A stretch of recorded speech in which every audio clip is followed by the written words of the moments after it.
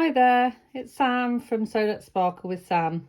I'm just popping on to do a quick tutorial to show you all how to make some reusable face wipes and a little box that fits them, a little fabric box that fits them perfectly.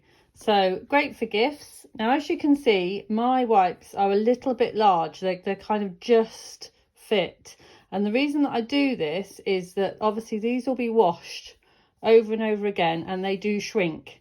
So you'll find that after the first time that you've washed them, they'll fit much more nicely in the box. But if you wanted to make them to gift them and you wanted them to fit perfectly, then I'll show you in the tutorial what to do. So they've got a cotton outer and a bamboo terry toweling on the outside, which makes them great for scrubbing off makeup. And what's great about this tutorial is you can just use leftovers from a project. So this was a tutorial that I did for something else, and I've just used the leftover ribbon and fabric to make my face wipes. So there are the face wipes, and then this is a little box. And then I've just used a cotton outer and I've used a calico inside lining, because obviously if you're going to use these to put them in, you could use a waterproof lining if you wanted to put the dirty ones in there, but if you use something like a calico, it's quite hard wearing. So there is the face wipes and box, and I'll show you how to make them. So the first thing you need is the template for your box, and you need a piece of paper that's 8 inches by 8 inches, so a square 8-inch by 8-inch, and then you're going to cut off the corners 2-inch by 2-inch. So if you get your ruler and measure 2-inch corners, and then you're going to cut out those 2-inch corners, and then that is your template. And then you'll need 2 pieces of fabric. You'll need one for your outer and one for your lining. So here I've got the calico and here I've got my outer. Now I've got quite a good weight cotton, quilting cotton here. If you want to, you can interface it. If not, you can leave it as it is. If you do interface it, you will get more of a stand-up box. If you don't interface it, you'll get more of a floppy box. But once you put your face wipes in, that will help stand it up. So what you want the finish to look like is up to you. And then we're going to use these templates to make the box. So what you'll need to do is you'll need to make 2 boxes. You made a box out of the outer and a box out of the lining, and then you put them together. So you'll need to fold them so it's corner to corner here of the cut. So let me just do that again. So you're going to fold this to meet this line here to meet this line here. So you're going to fold it up like that, and then you can clip or pin, and you're going to sew with 1/8 of an inch, 1/8 of an inch seam allowance, and you're going to back stitch at the top all the way down and back stitch at the bottom, and you're going to do that for all of these corners. So you're going to do that for that one, and then you're going to do the same on that one and that one and that one. You're going to do that for all of them, and then exactly the same for this lining. You don't need to leave any holes for turning through because we're going to do the gap at the top. So you're going to do the same for that. So you're going to do that one and that one with 1/4 of an inch seam. So I'm going to meet you back here when I've done that. So you can see now I've got 2 boxes. The outer fabric I've turned the right way out, and the lining fabric I've left inside out. And what you want to do is you want to pop the outer inside the lining, and then making sure you've got right sides together.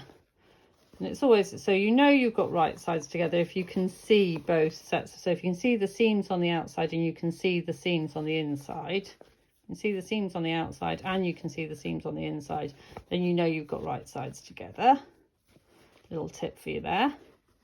And then what you want to do is you want to take a little bit of time, maybe press your seams out, finger press your seams out, and make sure you've got everything lined up nicely. And then when you've done that, you'll want to pin or clip around the top edge. And you're going to sew all the way around the top edge, but you're going to leave a gap in one of these sides. Now, I suggest that you leave a gap that's at least 2 inches, maybe 2.5 inches, to pull it all through. It's only a small thing, so you won't need too big a gap. But if you're a beginner sewer, you might need a little bit bigger gap. But I go for about 2.5 inches gap. So if you start from sewing here, sew all the way around and then stop here. You can mark that if you like with a pen or heat erasable, or you can just mark it with your clips. So for example, you can just clip there and there and know that that's where you're going to leave your gap. So yeah, so take it back to the sewing machine. Now this time you would need to do a 1/4 inch seam allowance. So for this you're doing an 1/8 inch seam allowance. For the top you're going to do a 1/4 inch seam allowance. So I'm going to pop off to the sewing machine and do that, and I'll meet you back here. So I've done that. As you can see, I've sewn all the way on the top, but I've left a gap here. And what I suggest you do for this is fold down where your turning gap is, and it will just make it easier when you turn through. You'll just get a neater finish. Also, the other thing that I've done is I've just pinked, just with my pinking shears, the seams, and again it just tends to give a bit of a crisper finish at the end. You could just trim your seams a little bit if you haven't got any pinking shears, but pinking shears is quite a good product to buy if you're going to be doing lots of sewing. So at this point what you'll need to do is you'll need to go in through your turning gap here, and that's why it's very important that you make sure you back stitch here and here, because you are going to be tugging this and you don't want your stitches to come apart. And then what I like to do is I like to get the opposite side of the outer and push that through first. And then once you've got that coming through, everything else just naturally wants to come with it. We'll take a little bit of pulling. That's why they call it birthing a bag. When you pull a bag through, they call it birthing, because it's a bit like, well, actually in my experience it's nothing like giving birth, but they do call it that.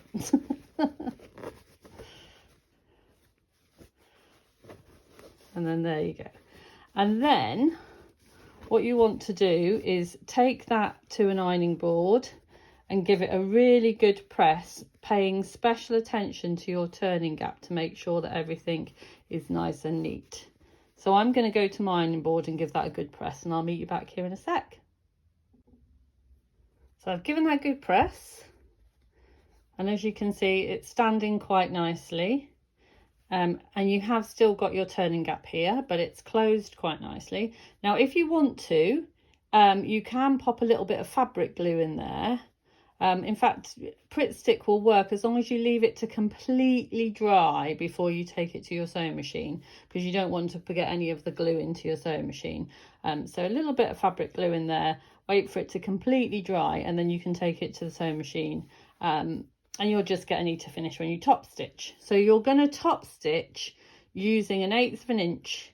So what I tend to use is that on my sewing machine, one prong of the foot is actually an 1/8 inch, so I lay that up against my material, and then that gives me a nice even hem. So whatever you normally top stitch to, but you are going to see these stitches, and you're going to see these stitches on both sides. So if you want to change your bobbin thread, so you've got coordinated threads on both sides, fine. I actually quite like to be able to see the threads. So so pop that over to the sewing machine and give it a top stitch. So as you can see, I've top stitched around the edge to close the gap. I've given it a good press. In fact, you can see I've got a little bit of steam still from my iron on the bottom there. And it's all ready just to pop your face wipes in. So as I said before, these face wipes that I'm making today are 4.5 inches square. If you want to make them perhaps 4 inches square, they will fit, but these do just fit. But as I said, they will shrink down a little bit when you wash them. So it's up to you. So how we make the face wipes, ever so simple. You need a 2-inch piece of ribbon. This is optional. You don't need to have the ribbon, but I find in the boxes, the ribbon's handy because it helps you pull them out, the ones that you need. You need a piece of terry toweling. You can use old flannels or any old toweling that you've got hanging around. And then a piece of your cotton. And as I said, this is 4.5 inches square. But depending on your box and what you want to do with it, you might want to change that slightly. And then you just put your ribbon, fold it in half, and then clip it to the middle of one side. And again, if this is if you're new to sewing, you might want to just baste that in so it doesn't move around. I'm not going to do that because I'm quite happy that I can hold that still and sew at the same time. So then you're going to put your fabric so that they are right sides together. So sometimes on some of the towelings, one side is softer or rougher than the other. So just decide which side of the toweling you want against your face. And that's going to be on the inside, because when you turn it through, it will be on the outside. And then you want to sew, leaving a turning gap opposite from the ribbon. So you're going to leave your turning gap opposite from the ribbon, about 2.5 inches. So you're going to start here, back stitch, sew all the way round, and back stitch at the end. So you're going to sew, needle down, pivot as you normally would, but leave a gap here, making sure that you back stitch at the start and the finish. And once you've done that, you will end up with something that looks like this. So as you can see, I've sewn all around and it looks like this. Oh, a little tip, the toweling and cotton combination can slip a little bit on your machine, and I've played around and I found that it slips less when the toweling side is down on your machine. But you will need to clean your machine out after you've used toweling, because you'll get lots of toweling into the cogs and stuff. But I do find it's easier if the toweling side is down on your machine. So what you want to do next is that you just want to trim any excess from your corners, but not too much, because as I said, they will shrink up a bit when you wash them. So you want to give them a little bit of room for manoeuvring, but this will just help you turn it through your corners a little better. And then you're going to turn it the right hand side house. And of course, you've put your ribbon on the other side. So if you just pull them through, so your ribbon comes through, and then everything else will just follow it. Like that. Excellent. And then take a little bit of time to push out all your corners like that. Oh, it looks like a nice fluffy face wipe. Kind of want to put that against my face right now. Feels very inviting. And then you're going to, if you pull both sides of where your turning gap is, it will naturally go in. So if you pull both sides and then just pop a little clip to close it. Okay. You're going to take a bit more time to make sure that that's all nice and neat, and then back to the sewing machine and top stitch all the way around, remembering to put the toweling side down. That will help it not slip quite so much. So then you're going to top stitch all the way around. So I've top stitched those face wipes, and you see the ribbon's nice and secure, and then those are ready to go inside your little box. So I've got 6 inside there. That's kind of nice number to gift, but I think you'd probably get 8 or 10 in at a push. So yeah, if you push them all down. So yeah, so there is our face wipes in a box.